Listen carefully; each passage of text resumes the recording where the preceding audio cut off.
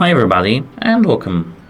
In this video I'm going to tell you and show you how to plan a road trip on Google Maps application.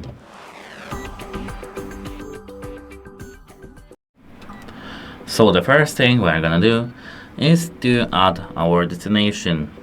So to do so we have to tap this button and choose the destination. So let me for example type Warsaw. Here, now we have the destination set to Warsaw from Krakow in Poland. So, this is the main destination, and to plan our route we can tap at stops here. We can tap search along route and type with the text, or go back, search for petrol stations, restaurants, coffee shops, supermarkets, or we can choose the place on the map. So before going to Warsaw, for example, I want to go, for example, somewhere here.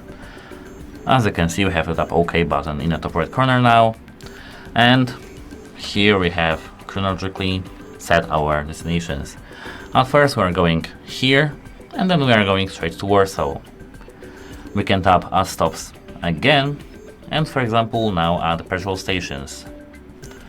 We can add some gas station here, and now we have two stops between our location and the destination, final destination.